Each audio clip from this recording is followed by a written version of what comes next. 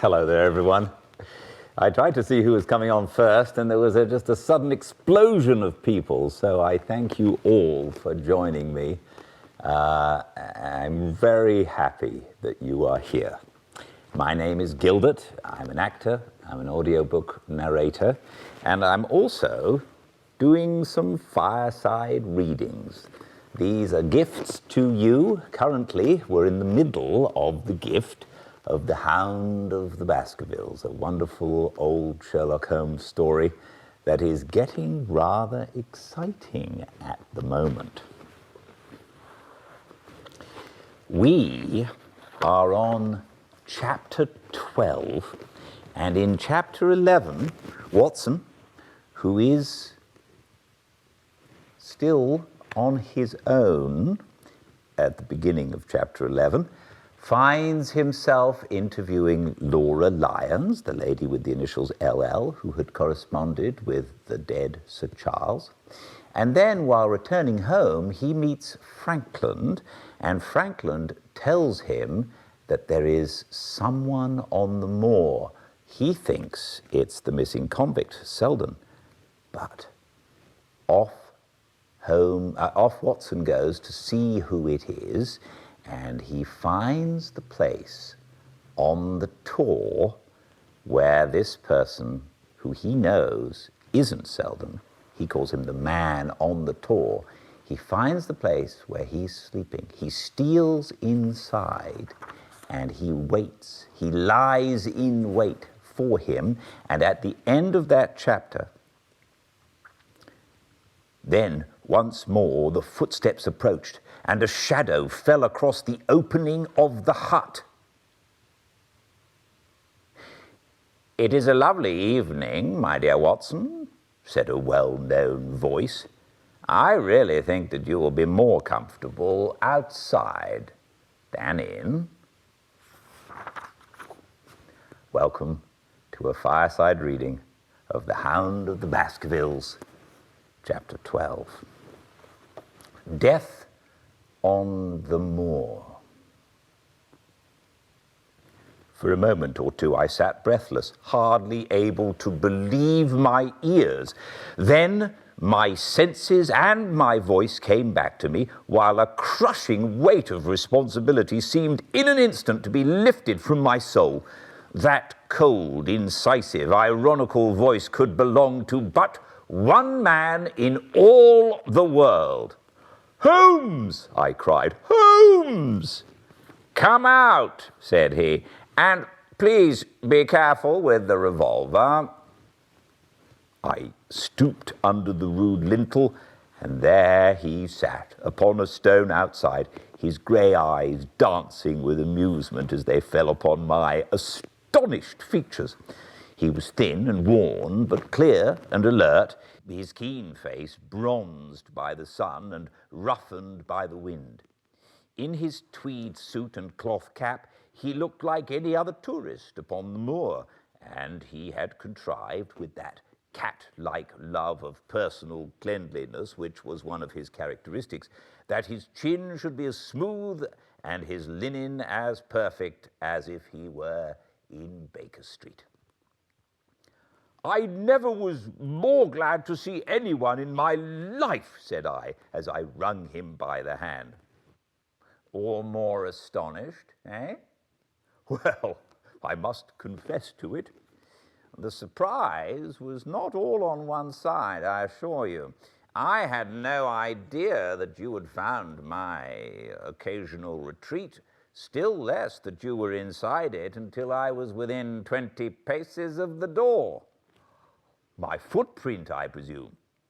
No, Watson, I fear that I could not undertake to recognize your footprint amid all the footprints in the world. If you seriously desire to deceive me, you must change your tobacconist, for when I see the stub of a cigarette marked Bradley, Oxford Street, I know that my friend Watson is in the neighborhood.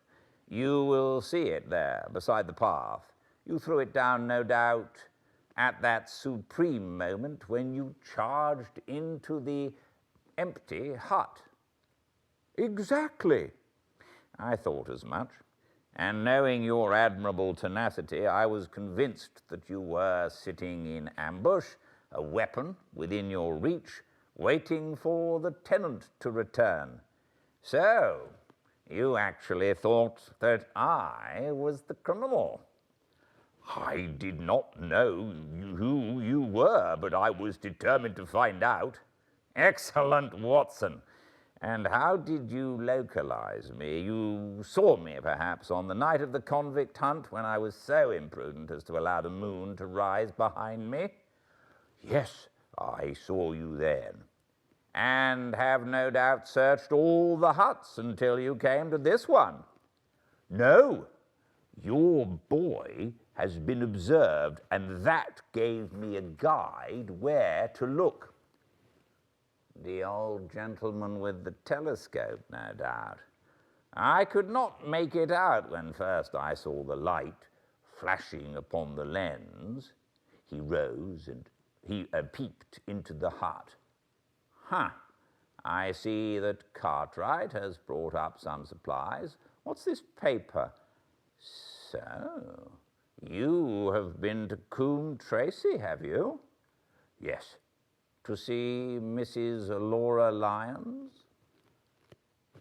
Exactly. Well done. Our researches have evidently been running on parallel lines, and when we unite our results, I expect we shall have a fairly full knowledge of the case. Well, I am glad from my heart that you are here, for indeed the responsibility and the mystery were both becoming too much for my nerves. But how, in the name of wonder, did you come here? And what have you been doing? I thought that you were in Baker Street working out that case of blackmailing. That was what I wished you to think. Then you use me, and yet do not trust me, I cried with some bitterness. I think that I have deserved better at your hands, Holmes. My dear fellow, you have been invaluable to me in this as in many other cases, and I beg that you will forgive me if I have seemed to play a trick upon you. In truth, it was partly for your own sake that I did it, and it was my appreciation of the danger which you ran which led me to come down and examine the matter for myself. Had I been with Sir Henry and you, it is confident that my point of view would have been the same as yours, and my presence would have warned our very formidable opponent to be on their guard. As it is, I have been able to get about as I could not possibly have done had I been living in the hall, and I remain an unknown factor in the business, ready to throw in all my weight at a critical moment. But why keep me in the dark? For you to know could not have helped us and might possibly have led to my discovery. You would have wished to tell me something, or in your kindness you would have brought me out some comfort or other, and so an unnecessary risk would be run. I brought Cartwright down with me. You remember the little chap at the express office, and he has seen after my simple wants, a loaf of bread and a clean collar. What does man want more? He has given me an extra pair of eyes upon a very active pair of feet, and both have been invaluable. Then my reports have all been wasted. My voice trembled as I recalled the pains and the pride with which I had composed them. Holmes took a bundle of papers from his pocket. Here are your reports, my dear fellow, and very well thumbed, I assure you. I made excellent arrangements, and they are only delayed one day upon their way. I must compliment you exceedingly upon the zeal and the intelligence with which you've shown over an extraordinarily difficult case. I was still rather raw over the deception which had been practiced upon me, but the warmth of Holmes's praise drove my anger from my mind. I felt also in my heart that he was right in what he said and that it really was best for our purpose that I should not have known that he was upon the moor. That's better, said he, sensing the shadow rise from my face. And now, tell me the result of your visit to Mrs. Laura Lyons. It was not difficult for me to guess that it was to see her that you had gone, for I'm already aware that she is the one person in Coombe Tracy who might be of service to us in the matter. In fact, if you had not gone today, it is exceedingly probable that I should have gone tomorrow. The sun had set, and dusk was settling over the moor. The air had turned chill, and we withdrew into the hut for warmth. There, sitting together in the twilight, I told Holmes of my conversation with the lady. So interested was he, that I had to repeat some of it twice before he was satisfied.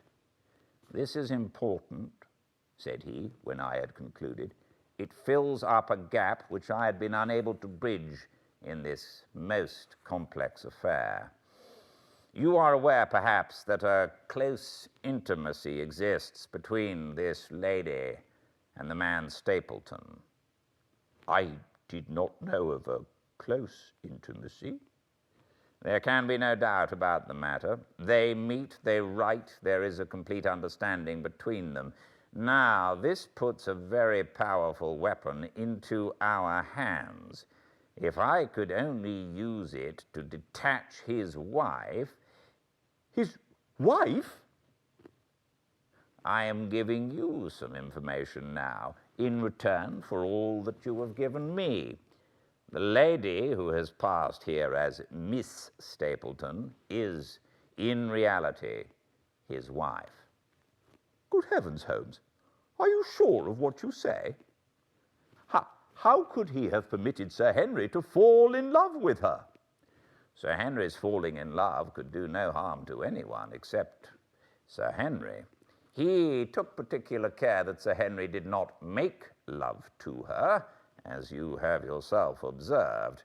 I repeat that the lady is his wife and not his sister. But why this elaborate deception? Because he foresaw that she would be very much more useful to him in the character of a free woman. All my unspoken instincts, my vague suspicions suddenly took shape and centered upon the naturalist. In that impassive, colorless man with his straw hat and his butterfly net, I seemed to see something terrible, a creature of infinite patience and craft, with a smiling face and a murderous heart. It is he, then, who is our enemy. It is he who dogged us in London. So I read the riddle. And the warning, it must have come from her. Exactly. The shape of some monstrous villainy, half seen, half guessed, loomed through the darkness which had girt me so long. But are you sure of this, Holmes? How do you know that the woman is his wife? Because he so far forgot himself as to tell you a true piece of autobiography upon the occasion when he first met you, and I dare say he has many a time regretted it since. He was once a schoolmaster in the north of England. Now there is no one more easy to trace than a schoolmaster. There are scholastic agencies by which one may identify any man who has been in the profession. A little investigation showed me that a school had come to grief under atrocious circumstances, and that the man who had owned it, the name was different, had disappeared with his wife. The descriptions agreed. When I learned that the missing man was devoted to entomology, the identification was complete. The darkness was rising, but much was still hidden in the shadows. If this woman is in truth his wife, where does Mrs. Laura Lyons come in?" I asked. "That is one of the points upon which your own researches have shed a light. Your interview with the lady has cleared the situation very much. I did not know about a projected divorce between herself and her husband. In that case, regarding Stapleton as an unmarried man, she counted no doubt upon becoming his wife." "And when she is undeceived?" "Why, then we may find the lady of service. It must be our first duty to see her, both of us, tomorrow. Don't you think, Watson, that you are away from your charge rather long? Your place should be at Baskerville Hall." The last red streaks had faded away in the west, and night had settled upon the moor. A few faint stars were gleaming in a violet sky. "One last question, Holmes," I said as I rose. "Surely there is no need of secrecy between you and me. What is the meaning of it all? What is he after?" Holmes's voice sank as he answered. "It is murder, Watson. Refined, cold-blooded, deliberate murder. Do not ask for particulars. My nets are closing upon him, even as his are upon Sir Henry. And with your help, he is already almost at my mercy. There is but one danger which can threaten us. It is that he should strike before we are ready to do so. Another day, 2 at the most, and I have my case complete. But until then, guard your charge as closely as ever a fond mother watched her ailing child. Your mission today has justified itself, and yet I could almost wish that you had not left his side." Hark! A terrible scream, a prolonged yell of horror and anguish burst out of the silence of the moor. That frightful cry turned the blood to ice in my veins. "Oh, my God!" I gasped. "What is that? What does it mean?" Holmes had sprung to his feet, and I saw his dark, athletic outline at the door of the hut, his shoulders stooping, his head thrust forward, his face peering into the darkness. "Hush!" he whispered. "Hush!" The cry had been loud on account of its vehemence, but it had pealed out from somewhere far off on the shadowy plain. Now it burst upon our ears, nearer, louder, more urgent than before. "Where is it?" Holmes whispered, and I knew from the thrill of his voice that he, the man of iron, was shaken to the soul. "Where is it, Watson?" "There, I think." I pointed into the darkness. "No, there!" Again the agonized cry swept through the silent night, louder and much nearer than ever, and a new sound mingled with it, a deep, muttered rumble, musical and yet menacing, rising and falling like the low, constant murmur of the sea. "The Hound!" cried Holmes. "Come, Watson, come! Great heavens, if we are too late!" He had started running swiftly over the moor, and I had followed at his heels. But now, from somewhere among the broken ground immediately in front of us, there came one last despairing yell, and then a dull, heavy thud. We halted and listened. Not another sound broke the heavy silence of the windless night. I saw Holmes put his hand to his forehead like a man distracted. He stamped his feet upon the ground. "He has beaten us, Watson! We are too late!" No, surely not. Fool that I was to hold my hand! And you, Watson, see what comes of abandoning your charge. But by heaven, if the worst has happened, we'll avenge him." Blindly, we ran through the gloom, blundering against boulders, forcing our way through gorse bushes, panting up hills and rushing down slopes, heading always in the direction whence those dreadful sounds had come. At every rise, Holmes looked eagerly round him. but the shadows were thick upon the moor, and nothing moved upon its dreary face. "Can you see anything?" "Nothing. But hark, what is that?" A low moan had fallen upon our ears. There it was again, upon our left. On that side, a ridge of rocks ended in a sheer cliff which overlooked a stone-strewn slope. On its jagged face was spread-eagled some dark, irregular object. As we ran towards it, the vague outline hardened into a definite shape. It was a prostrate man, face downward upon the ground, the head doubled under him at a horrible angle, the shoulders rounded and the body hunched together as if in the act of throwing a somersault. So grotesque was the attitude that I could not for the instant realize that that moan had been the passing of his soul. Not a whisper, not a rustle rose now from the dark figure over which we stooped. Holmes laid his hand upon him and held it up again with an exclamation of horror.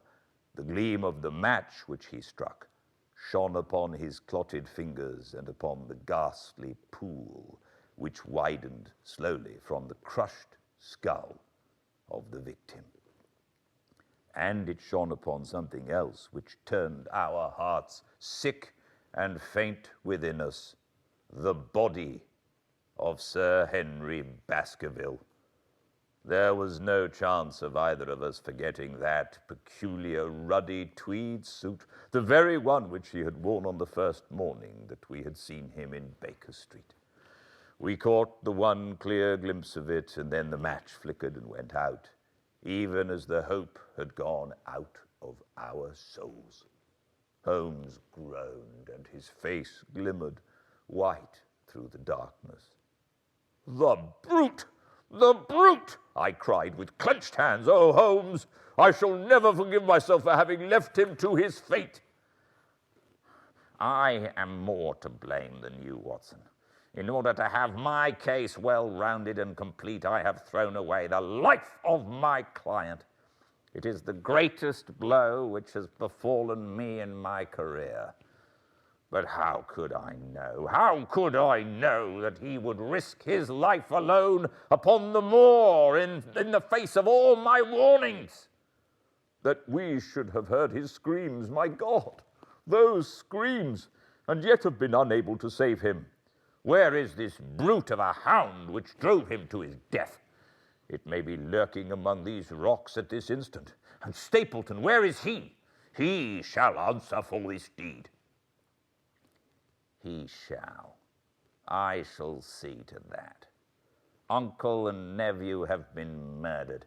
The one frightened to death by the very sight of a beast which he thought to be supernatural. The other driven to his end in his wild flight to escape from it. But now we have to prove the connection between the man and the beast. Save from what we heard, we cannot even swear to the existence of the latter, since Sir Henry has evidently died from the fall. But by heavens, cunning as he is, the fellow shall be in my power before another day is past."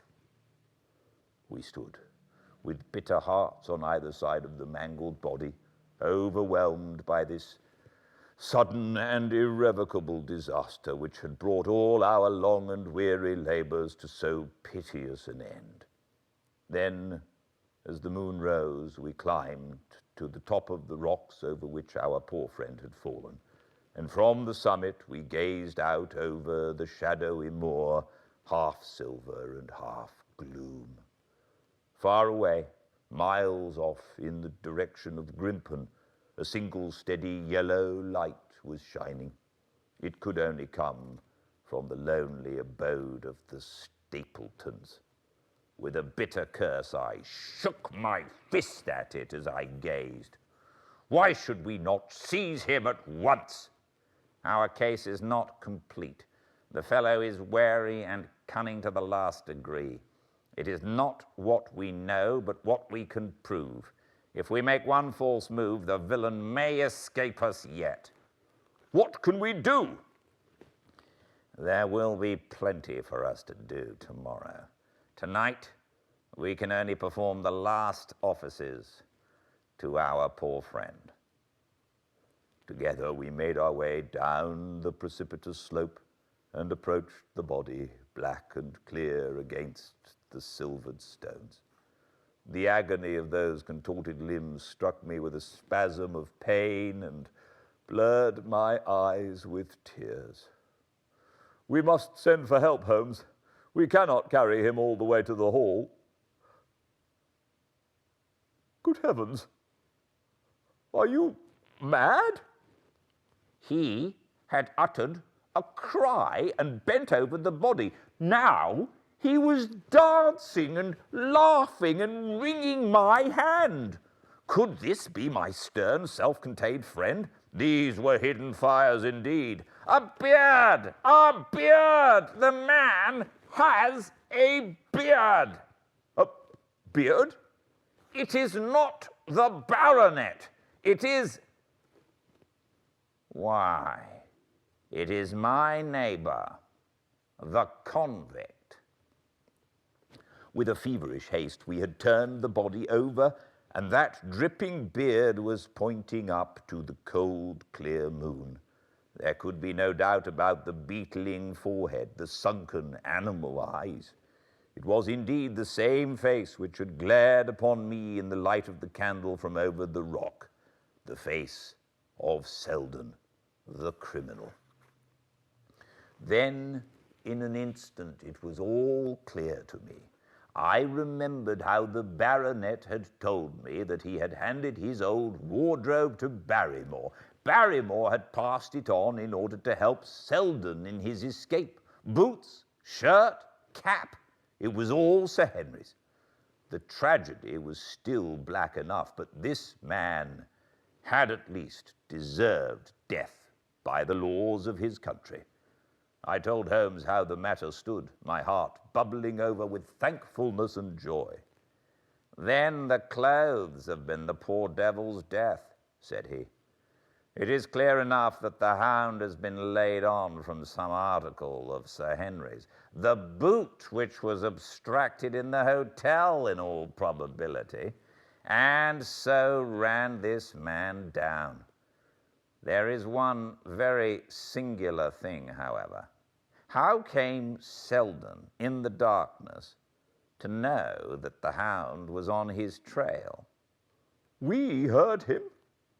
He heard him.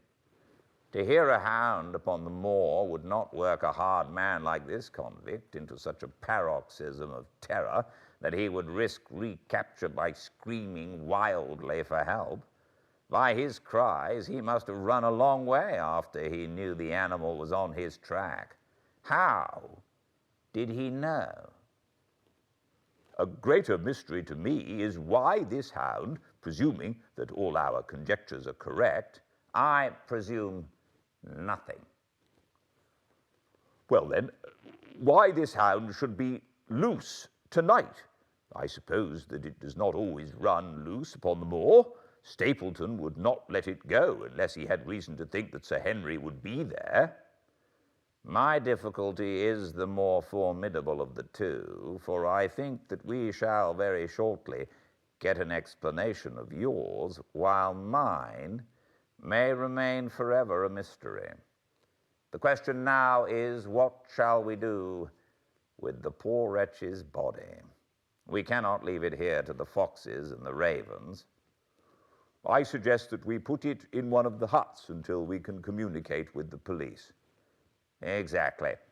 I have no doubt that you and I could carry it so far. Hello, Watson. What's this? It's the man himself, by all that's wonderful and audacious. Not a word to show your suspicions, not a word, or my plans crumble to the ground. A figure was approaching us over the moor, and I saw the dull red glow of a cigar.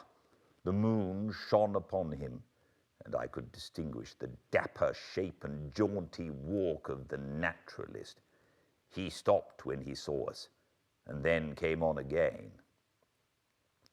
"Why, Dr. Watson, that's not you, is it? You are the last man that I should have expected to see out on the moor at this time of night." "But, dear me, what's this? Somebody hurt? Not? Don't tell me that it is our friend, Sir Henry." He hurried past me and stooped over the dead man. I heard a sharp intake of his breath, and the cigar fell from his fingers. Who's this?" he stammered. "It is Selden, the man who escaped from Princetown." Stapleton turned a ghastly face upon us, but by a supreme effort he had overcome his amazement and his disappointment. He looked sharply from Holmes to me. "Dear me, what a very shocking affair. How did he die?" "He appears to have broken his neck by falling over these rocks. My friend and I were strolling on the moor when we heard a cry." "I heard a cry also. That was what brought me out. I was uneasy about Sir Henry." "Why about Sir Henry in particular?" I could not help asking. "Because I had suggested that he should come over. When he did not come, I was surprised, and I naturally became alarmed for his safety when I heard cries upon the moor. By the way," his eyes darted again from my face to Holmes's, "did you hear anything else besides a cry?" "No," said Holmes. "Did you?" "No." "What do you mean, then?" "Oh, you know the stories that the peasants tell about a phantom hound and so on. It is said to be heard at night upon the moor. I was wondering if there were any evidence of such a sound tonight." "We heard nothing of the kind," said I. "And what is your theory of this poor fellow's death?" "I have no doubt that anxiety and exposure have driven him off his head. He has rushed about the moor in a crazy state and eventually fallen over here and broken his neck." "That seems the most reasonable theory," said Stapleton, and he gave a sigh which I took to indicate his relief. "What do you think about it, Mr. Sherlock Holmes?" My friend bowed his compliments. "You are quick at identification," said he. "We have been expecting you in these parts since Dr. Watson came down. You are in time to see a tragedy." "Yes, indeed. I have no doubt that my friend's explanation will cover the facts. I will take an unpleasant remembrance back to London with me tomorrow." "Oh, you return tomorrow?" "That is my intention." "I hope your visit has cast some light upon these occurrences which have puzzled us." Holmes shrugged his shoulders. "One cannot always have the success for which one hopes. An investigator needs facts and not legends or rumors. It has not been a satisfactory case." My friend spoke in his frankest and most unconcerned manner. Stapleton still looked hard at him. Then he turned to me. "I would suggest carrying this poor fellow to my house, but it would give my sister such a fright that I do not feel justified in doing it. I think that if we put something over his face, he will be safe until morning." And so it was arranged. Resisting Stapleton's offer of hospitality, Holmes and I set off to Baskerville Hall, leaving the naturalist to return alone. Looking back, we saw the figure moving slowly away over the broad moor, and behind him that one black smudge on the silvered slope which showed where the man was lying who had come so horribly to his end.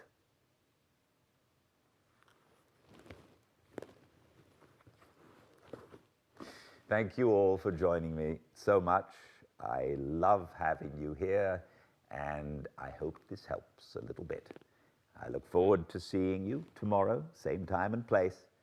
And until then, please be very well. Good night.